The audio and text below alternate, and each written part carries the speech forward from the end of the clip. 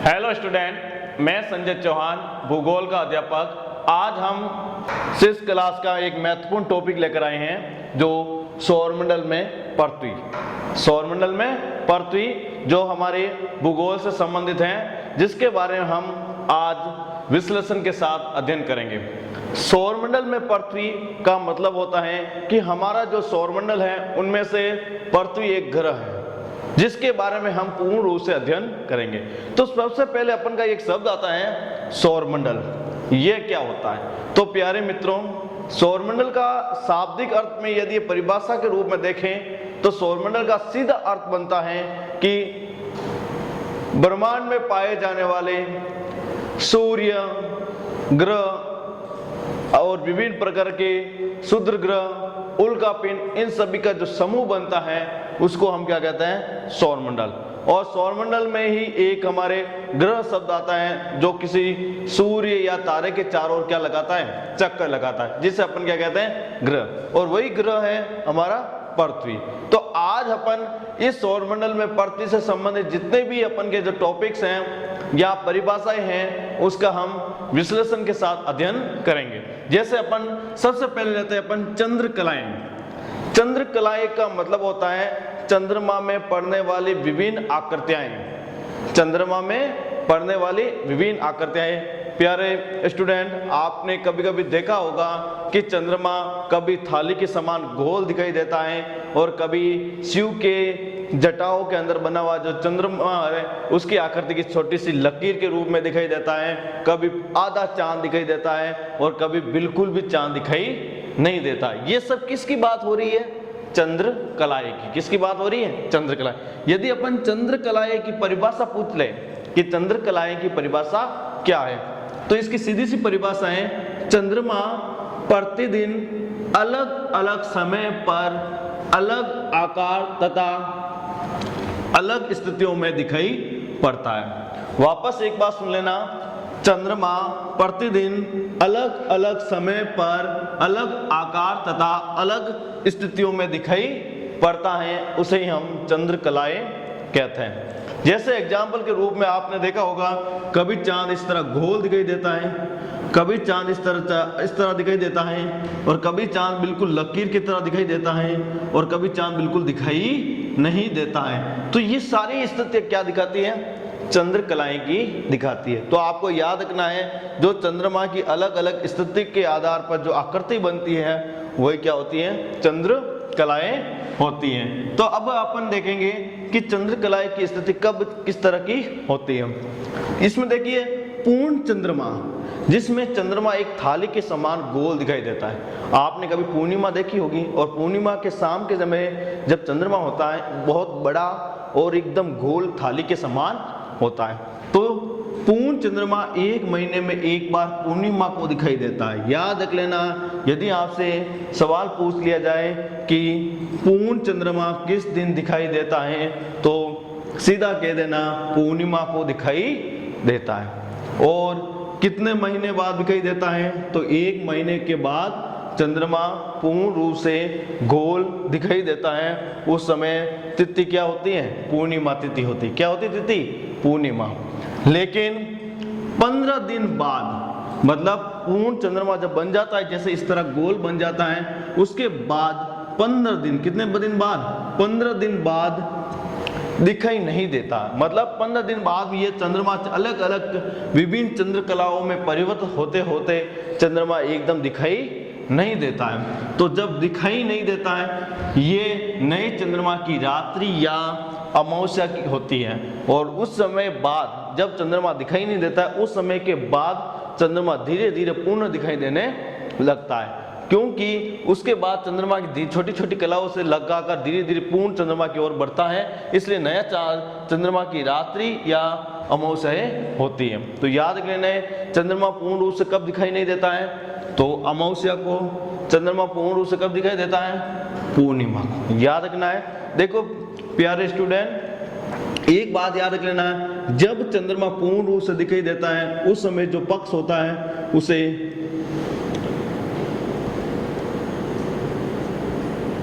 शुक्ल पक्ष कहते हैं। क्या कहते हैं? शुक्ल पक्ष। और जब चंद्रमा पूर्ण रूप से दिखाई नहीं देता है और अंधेरी रात होती है उसे अपन कहते हैं कृष्ण पक्ष। क्या कहते हैं? कृष्ण पक्ष। याद रखना, शुक्ल पक्ष की हमेशा चांदनी रात होती है और कृष्ण पक्ष को हमेशा कैसी रात होती है? अंधेरी होती है। तो पूर्णिमा के समय कौन सा तिथि, कौन सा पक्ष होगा?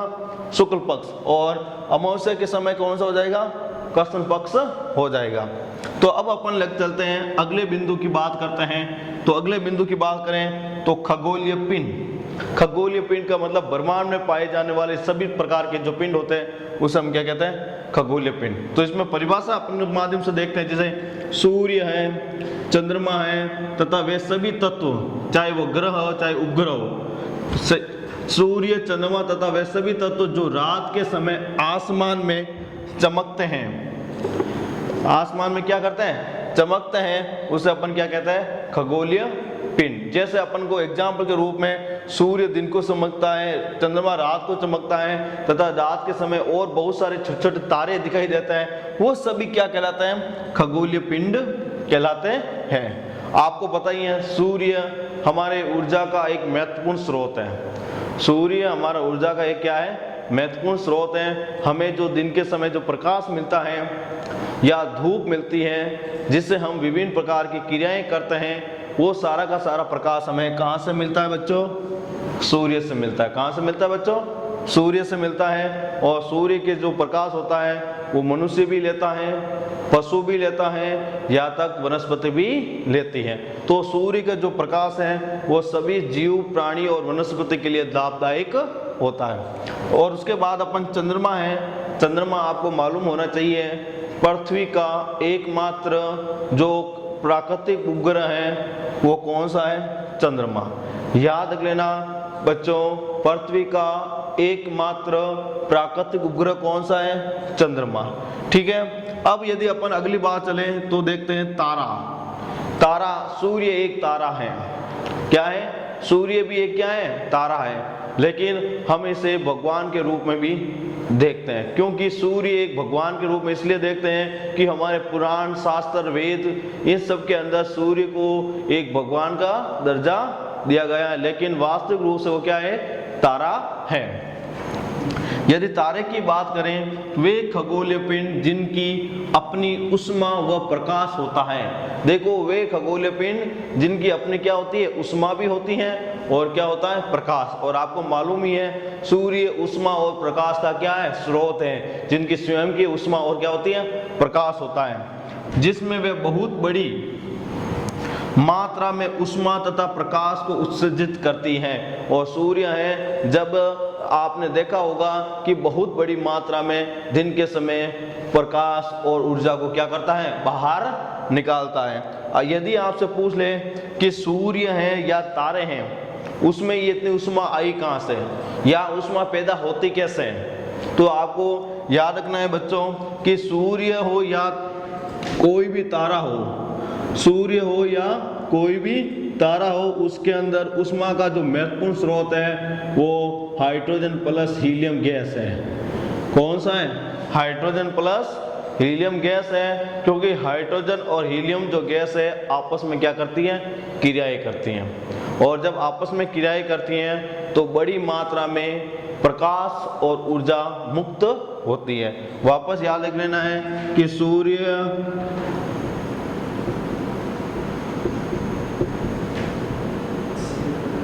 सूर्य व तारे के अंदर उष्मा कहाँ से आती है? तो याद रख लेना, हाइड्रोजन प्लस हीलियम जब गैसें आपस में क्या करती हैं?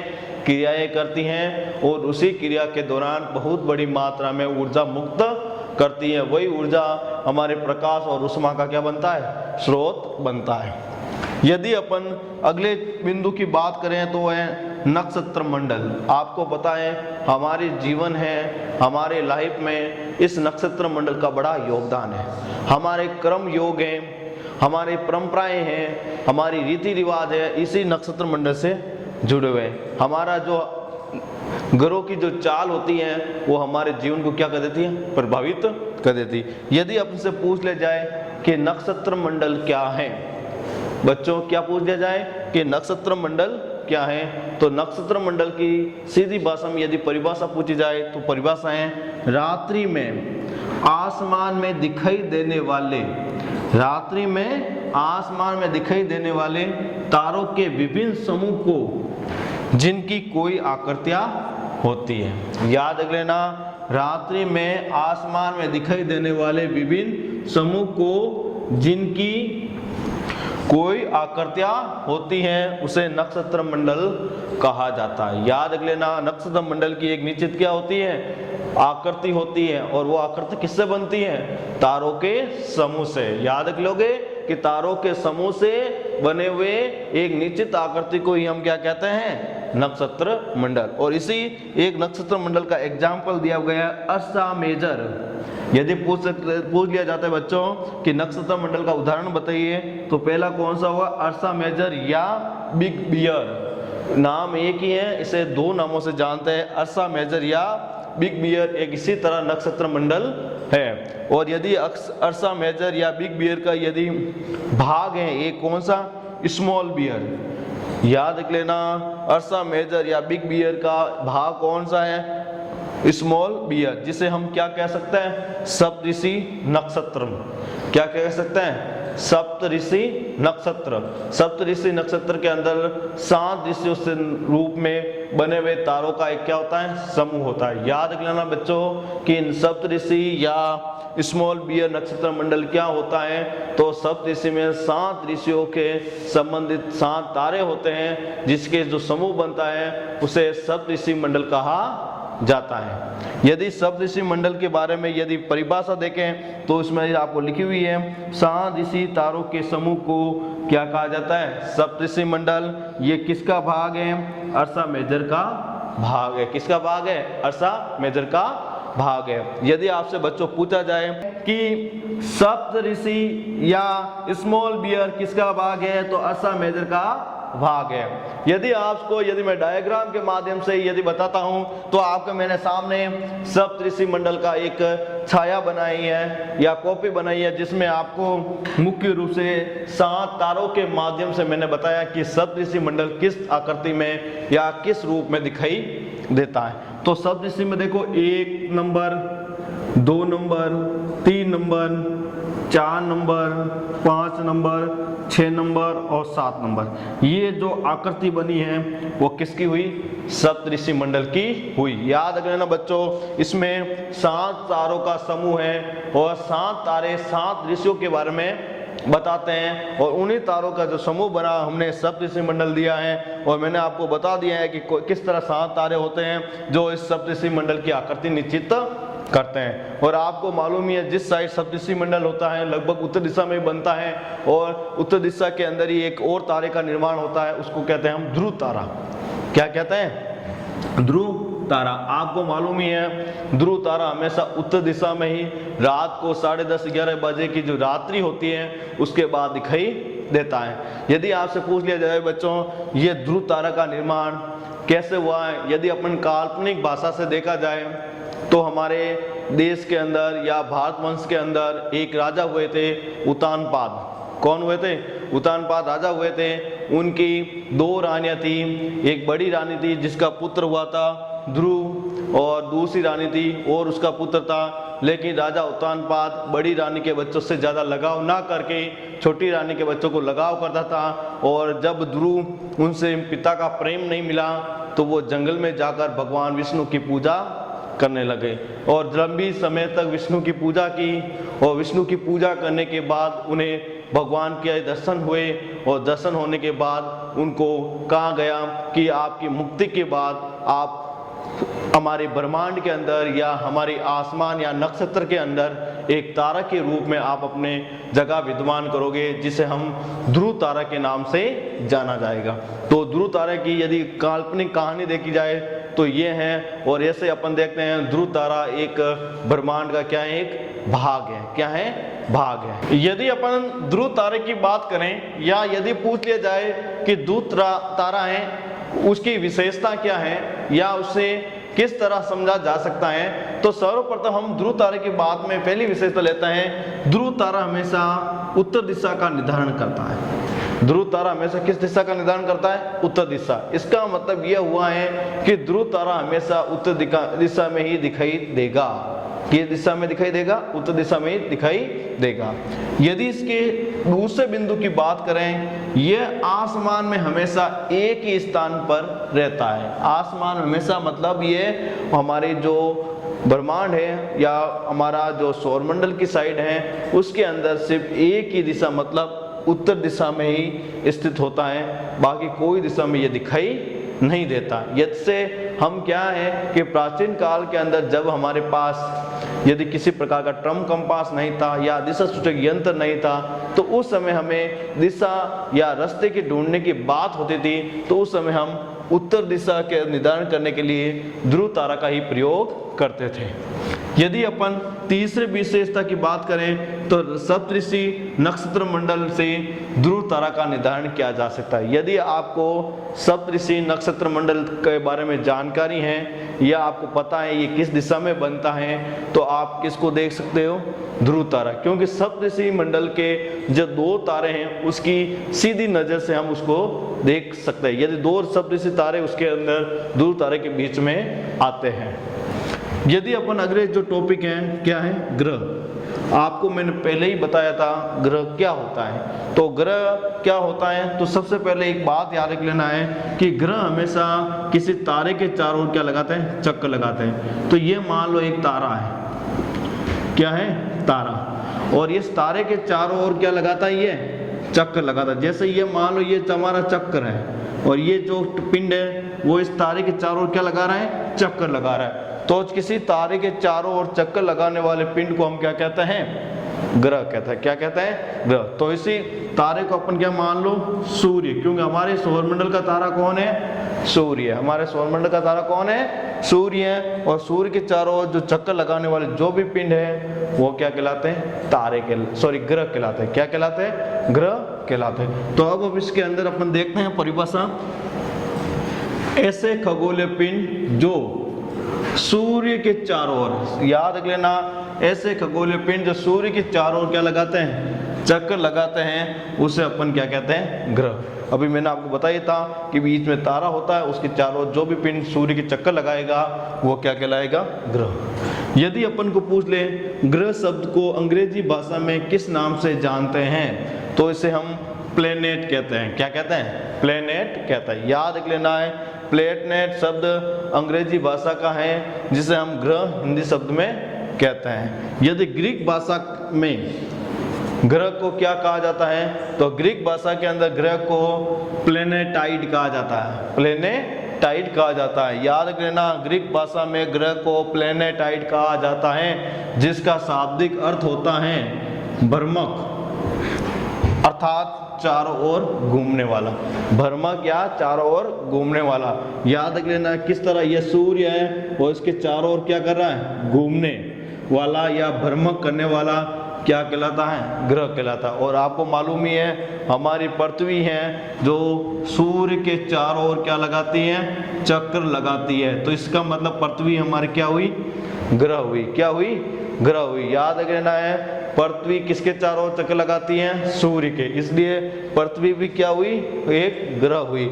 और पृथ्वी सूर्य के चारों ओर जो चक्कर है वो 365 दिन के अंदर पूरा करती है। कितने दिन करती है? 365। यदि अपन को टाइम पीरियड के अनुसार देखें तो 365 दिन 6 घंटे 48 मिनट और 46 सेकेंड ये होता है पृथ्वी के द्वारा सूर्य के चारों ओर चक्कर लगाने की अवधि।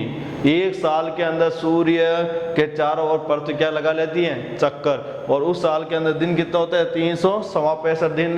तो इसके अंदर देख लेते हैं, तो पूर्ण रूप से देखा जाए तो 365 दिन 6 घंटे 48 मिनट 46 सेकेंड। लेकिन कभी कभी एक वर्ष में 4 वर्ष बाद में एक वर्ष होता है जिसे अपन कहते हैं लीप वर्ष। कितने वर्ष बाद में आता है? 4 वर्ष बाद में एक लीप वर्ष आता है, जिसमें फरवरी कितने दिन की होती है? 29 दिन की। फरवरी कितने दिन की होती है बच्चों? 29 दिन की होती है। और उस फरवरी जब 29 दिन की होती है उस समय साल के अंदर 367 दिन होते हैं। कितने दिन होते हैं? 366, क्योंकि हर वर्ष 1/4 वर्ष क्या हो जाता है? बढ़ जाता है। तो हर चौथे वर्ष के अंदर क्या हो जाता है? फरवरी 29 दिन की हो जाती है और एक लीप वर्ष बन जाता है, जिसमें पूरे वर्ष की जो समय अवधि होती है वो 366 बन जाती है। ये इसी तरह अपन और आगे देखते हैं तो इसमें एक नया टॉपिक बनता है, उसका नाम है सौर मंडल। क्या है? सौर मंडल। और सौर मंडल क्या है वो भी मैं आपको बता देता हूं कि सौर मंडल ब्रह्मांड का एक भाग है। सौर मंडल एक ब्रह्मांड का क्या है? भाग है, जिसमें सूर्य, ग्रह और नक्षत्र के अन्य पिंड जैसे क्षुद्र ग्रह, उल्का पिंड, ये सभी जहां एक साथ आसमान में पाए जाते हैं या इसका समूह होता है उसको हम क्या कहते हैं? सौर मंडल। क्या कहते हैं? सौर मंडल। यदि अपन परिभाषा को देखते हैं कि सौर मंडल की परिभाषा क्या है तो वो भी हम देखेंगे, और प्राचीन काल के अंदर जो कुछ कहानियों के माध्यम से सौर मंडल का विश्लेषण किया गया है वो भी आपको बताएंगे। तो यदि प्राचीन काल की कहानियों के अनुसार सौर मंडल कैसे या सौर मंडल किसे कहते हैं वो देख लेते हैं। पहले पौराणिक रोमन कहानियां, कौन से क्षेत्र की कहानियां हैं? रोमन की कहानियां हैं, जिसमें सौर मंडल के लिए कौन से शब्द का प्रयोग किया गया? सोल शब्द का। याद रख लेना है, रोमन जो कहानियां हैं उसमें सौर मंडल के लिए कौन सा शब्द का प्रयोग हुआ है? सोल शब्द का। कौन सा हुआ है? सोल, जिसका अर्थ क्या होता है? सूर्य देवता। क्या होता है? सूर्य देवता। और आपको पता ही है हमारा सौर मंडल का जो मुखिया कौन है? सूर्य है। कौन है? सूर्य। और उनके चारों ओर पाए जाने वाले सारे पिंड क्या बनते हैं? सौर मंडल के सदस्य या परिवार बनते हैं। सौर शब्द का अर्थ होता है सूर्य से संबंधित। सौर का अर्थ क्या होता है? सूर्य से संबंधित, इसलिए सूर्य के परिवार को सौर मंडल कहा जाता है। और सूर्य के जो परिवार होता है उन पूरे के जो समूह होता है उसी को हम क्या कहते हैं? सौर मंडल कहते हैं।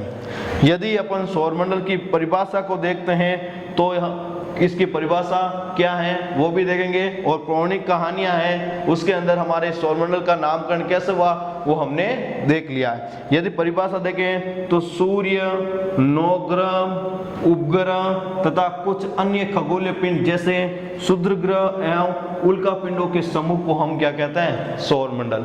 याद रख लेना बच्चों, आपको यदि पूछा जाए सौरमंडल की परिभाषा क्या है, सौरमंडल क्या है या सौरमंडल किसे कहते हैं, तो साफ शब्दों में याद रखना है सूर्य, नवग्रह, उपग्रह तथा कुछ अन्य खगोलीय पिंड जैसे क्षुद्र ग्रह और उल्का पिंडों के समूह को हम क्या कहते हैं? सौरमंडल कहते हैं। और आपको पता ही है हमारे जो 9 ग्रह हैं वो बुध, शुक्र, पृथ्वी, मंगल, बृहस्पति, शनि, अरुण, वरुण और लास्ट के अंदर ये पूरे 9 ग्रह की प्राप्ति हो जाती है। तो अपन ये 9 ग्रह हो गए।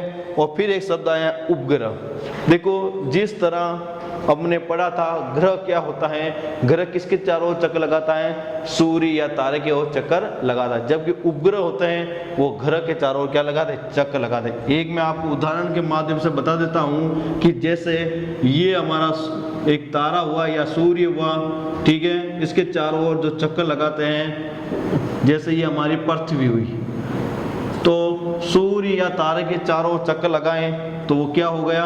ग्रह हो गया। क्या हो गया? ग्रह। और इस पृथ्वी के चारों ओर जो चक्कर लगाने वाले जो पिंड हैं, जैसे ये चंद्रमा, कौन है? चंद्रमा, क्योंकि पृथ्वी का एकमात्र प्राकृतिक उपग्रह कौन सा है बच्चों? चंद्रमा।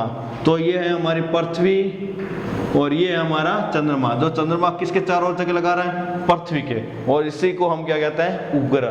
तो याद रखना है तारे या सूर्य के चारों ओर चक्कर लगाता है उसे ग्रह कहते हैं, और ग्रह के चारों ओर चक्कर लगाता है उसे उपग्रह कहते हैं। तो ये है हमारा उपग्रह। एक आपको बच्चों याद होना चाहिए, एक कृत्रिम उपग्रह होते हैं और एक प्राकृतिक उपग्रह होते हैं। प्राकृतिक उपग्रह होते हैं।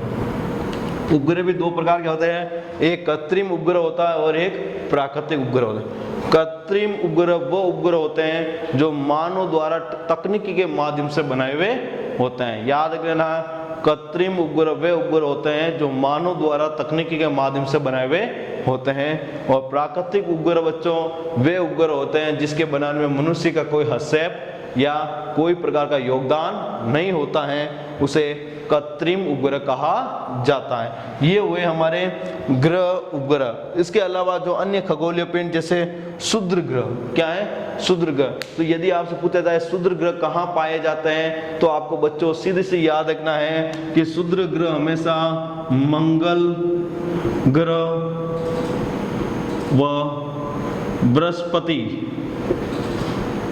ग्रह के बीच में पाया जाते हैं। याद रख लेना बच्चों, ये क्षुद्र ग्रह हैं वो हमेशा कहाँ पाए जाते हैं, मंगल ग्रह और बृहस्पति ग्रह के बीच में क्या पाए जाते हैं, क्षुद्र ग्रह पाए जाते हैं। यदि बच्चों अगली बात करें उल्का पिंड, देखो आपने काफी बार रात के समय आप देखते हो कि तारे टूटते हैं और आप अपनी इच्छा के अनुसार एक विश या अपनी कुछ ना कुछ मन्नत मांगते हो और भगवान आपकी भावना को कदर करते हुए आपकी काफी बार पूरा कर देते हैं। जो आप टूटते हुए जो पिंड को देखते हो वो पिंड क्या है, उल्का पिंड है। क्या है, उल्का पिंड। तो हमारे जो ब्रह्मांड है उसके अंदर विभिन्न प्रकार के जो तारे होते हैं, उन तारों का कुछ हिस्सा टूटकर जब धरातल की या पृथ्वी की तरफ आता है तो वो आग के गोले के रूप में जो हमें दिखाई देता है वो क्या कहलाता है, उल्का पिंड कहलाता है। क्या कहलाता है, उल्का पिंड। यदि अपन इस सौरमंडल की खोज की बात करें तो सौरमंडल की खोज करने वाले व्यक्ति कौन थे, कोपरनिकस। याद रख लेना, सौरमंडल की खोज किसने की थी, कोपरनिकस नामक भूगोलवेत्ता ने की थी। तो सौरमंडल के अंदर हमने क्या देखा, सौरमंडल है जो हमारे एक पृथ्वी या उनसे संबंधित जितने भी ग्रह हैं उन सभी ग्रहों का एक महत्वपूर्ण भाग है। क्योंकि यदि अपन ग्रह, उपग्रह, तारे, नक्षत्र इन सब की यदि बात करेंगे तो हमारे सौरमंडल की बात जरूर होगी, क्योंकि हमारा जो मुख्य सौरमंडल है यही है। उसके अलावा ब्रह्मांड के अंदर बहुत सारे सौरमंडल पाए गए हैं जिसकी खोज अभी तक हुई नहीं है और कुछ सौरमंडल की खोज हो रही है। यदि अपन ने देखा था कि उपग्रह क्या होते हैं, तो ग्रह के चारों ओर चक्कर लगाने वाले पिंड क्या होते हैं, उपग्रह। जैसे मैं आपको ये बना देता हूं, जैसे ये हो गई हमारी पृथ्वी, और पृथ्वी क्या है, ग्रह, और पृथ्वी के चारों ओर ये बना लिया हमने सर्किल, जिससे अपन ले लेते ये भाग ले लेते अपन को चंद्रमा। क्योंकि पृथ्वी का एकमात्र प्राकृतिक जो उपग्रह है वो कौन है बच्चों, चंद्रमा। याद रख लेना है, पृथ्वी का एकमात्र प्राकृतिक उपग्रह है वो कौन है बच्चों, चंद्रमा। और ये चंद्रमा है वो पूरी पृथ्वी के चारों ओर क्या लगाता है, चक्कर लगाता है, लगभग 27 दिनों के करीबन लगाता है। और इस पूरे चक्कर की अवधि जब पूरी होती है तब हमारे चंद्रमा अलग अलग कलाओं के रूप में भी दिखाई देता है। तो बच्चों जो भी ग्रह के चारों ओर चक्कर लगाने वाले पिंड होंगे उसको हम क्या कहेंगे, उपग्रह। और उपग्रह कितने प्रकार के हो गए, दो, एक कृत्रिम उपग्रह हो गया और एक प्राकृतिक उपग्रह। यदि अपन पढ़ते हैं ग्रह की गति का नियम, आपको मालूम ही है ग्रह होते हैं जैसे ये तारा है और ये चारों ओर ग्रह का सर्किल है। तो ये जो ग्रह होते हैं वो सूर्य के चारों जो चक्कर लगाते हैं उसमें एक गति होती है, उस गति को ज्ञात करने का एक नियम बनाया गया। और वो नियम किसने बनाया था, केपलर ने बनाया। किसने बनाया था, केपलर। और उसने केपलर के द्वारा बनाए गए ग्रह के गति के नियम को ही केपलर नियम का नाम से जानते हैं। क्या नाम जानते हैं, केपलर नियम। क्योंकि याद रख लेना, यदि आपसे बच्चे सवाल पूछ लें ग्रह की गति किस में मापी जाती है तो केपलर में मापी जाती है। याद आ जाएगा, वापस मैं रिपीट कर रहा हूं, ग्रहों की गति किस में मापी जाती है तो केपलर में मापी जाती है। तो बच्चों आज हमने इस टॉपिक के अंदर सौरमंडल, नक्षत्र, तारे, उपग्रह या तक हमने सप्तऋषि मंडल, ध्रुव तारा, इस तरह सभी प्रकार के जो महत्वपूर्ण बिंदु थे उसका हम विश्लेषण के साथ आपको मैंने समझाया है और बताया भी है। और इस टॉपिक से संबंधित बहुत अच्छे अच्छे क्वेश्चन भी हैं जो मैं आपको पीडीएफ फाइल के रूप में आपको दे दूंगा, जिसको आप सॉल्यूशन करके इससे अच्छे से अच्छे क्लास के अंदर अंक प्राप्त कर सकते हो। धन्यवाद।